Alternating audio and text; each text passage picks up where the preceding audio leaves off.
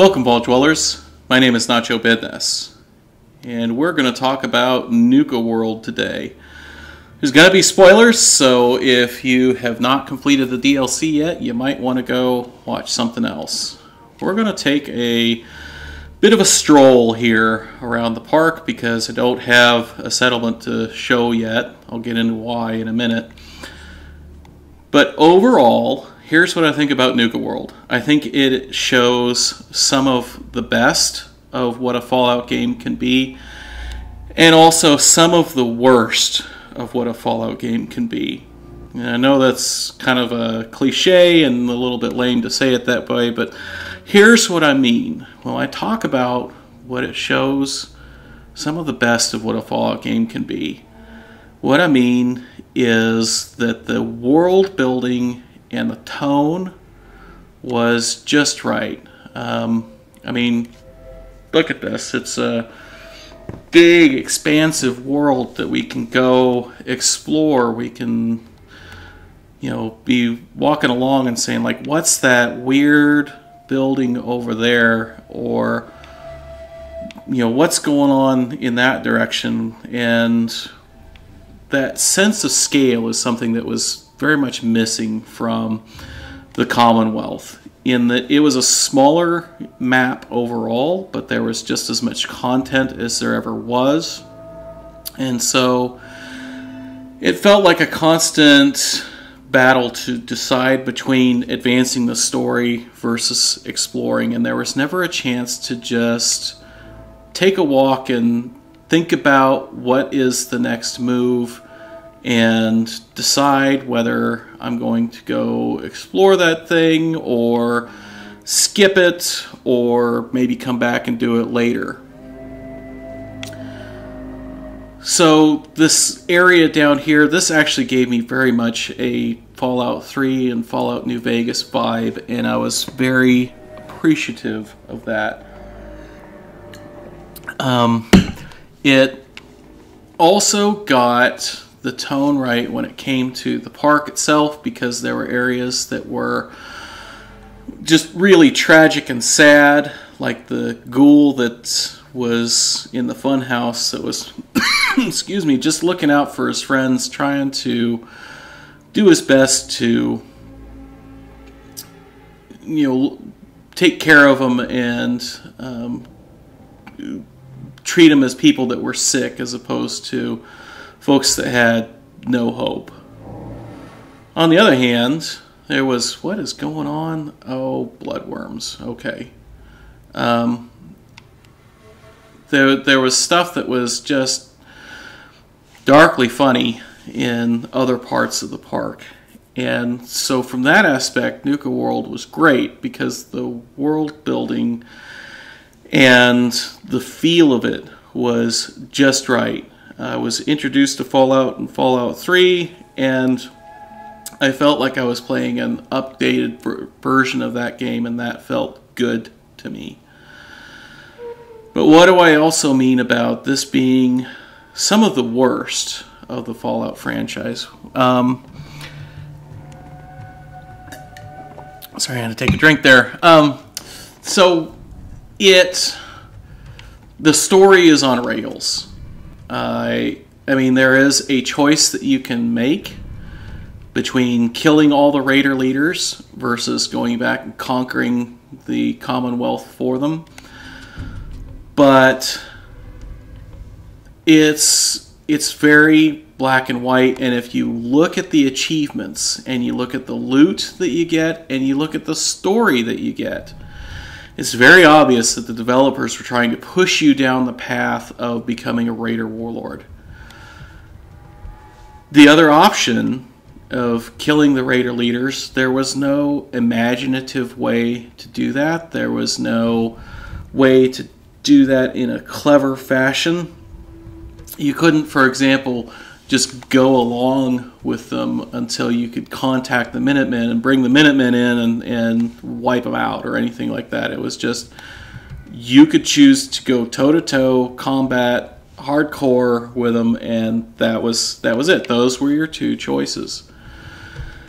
I followed the developers' intended path the first time I played through this. And when I got to the end, I was really, really dissatisfied because my character is a big damn hero. He is a veteran of the Anchorage campaign before the Great War. He is the man who brought down the Institute. He is the guy that, if not peace, he's at least negotiated a truce between the Brotherhood of Steel, the Minutemen, and the Railroad. And he, for no apparent reason, just decided that he was going to go be a raider and kill people and enslave them and just be a horrible person all around. And I didn't like that, so I played the DLC again with my unmodded character, who's my quote-unquote real character, and got as far as right before invading the Commonwealth. I went and killed all the raider leaders. And I will end up playing it a third time with my modded character to unlock all the stuff that was available to us in the DLC. And that's why it's going to be a while before I do any more settlement videos. I'll try and rush through with that modded character as best I can, but there is still a lot of content to go try and collect. But regardless of what I think about Nuka-World, whether it's a triumph of world building and telling a story with the way that the game looks, or whether I think it's really just a pretty lame dichotomous story that only had two options. Fallout 4 is over. There is no more DLC. There's no more content planned. And for a lot of YouTubers that have created channels around Fallout, they're looking for their next game. So people like JV2017 Gameplay, Mr. Matty Plays, and my personal favorite, No Respawns, have thousands of followers, or I guess YouTuber subscribers, that are that they've got, and they're looking to try and hang on to those people with other games because they stand to make some money on YouTube. Me, not so much. I actually disabled all ads. One, because it wouldn't be worth the time, and two, I think there's a threshold before you get to ad revenue, and frankly, I don't do this for any other reason than I think it's fun. And if you see an ad in front of my video, it's only because I used the YouTube video editor. I was too much of a cheapskate to buy a piece of video editing software for my stupid little settlement videos. And what that means for me and for my channel is that I'm just going to keep on making Fallout 4 content. I got a long time to wait, and so does everyone else, for Fallout 5. And although Fallout VR, Fallout Virtual Reality, is coming out next year, and I'm excited for that, it's still a long time before we get a new Fallout story. I actually have delayed playing the survival mode until I can do it in virtual reality because I want to make the Fallout 4 experience be fresh and last for as long as I can. So when it comes to my channel, I'm going to keep making settlement videos. I'm going to keep doing settlements with a story and settlements with a twist. Generally, those twists will be at the end of my videos, and if you're not watching all the way to the end, you're usually missing the best parts of the video. I am getting close to a channel milestone in that I had 17 settlements built up before I ever even started making videos, and I have done videos on 15 of them. And although I have gone and added stuff from mods and from DLC to videos that come out later. I have not started a brand new settlement in a long time, and I'm down to only having 2 more that I want to do before I can go start something brand new. And those are Outpost Zamonja and the Castle. So there is more content coming, and I'm excited for it because I think that I have learned a lot as a builder, and I'm excited to start something kind of from scratch and see where I can go with that.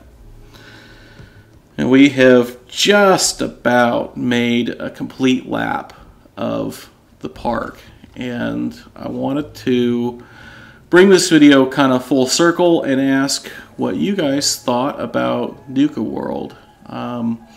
Would love to hear if you agree with me regarding the tone and the story here in Nuka-World, or if you disagree with me, because those discussions are interesting, and those discussions are going to be what keeps us occupied until it comes time for Fallout 5.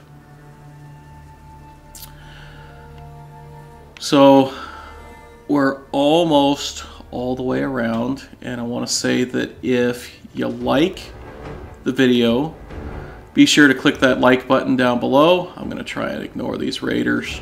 And if you want to see more, take a look around the channel. Go watch my light switch tutorial. It is way more in depth than just like, don't put power near lights that you want switches on. I show how you can actually assign a light to a particular switch so that you've got some lights that are on, some lights that are off, and they're all running off the same power conduit. And if you didn't like the video, please do me a huge favor and tell me why down in the comments so I can try and do better next time. And until next time, my name is Nacho Bidness, and I'm saying it's still a great big wasteland out there, and we're still going to go have fun in it.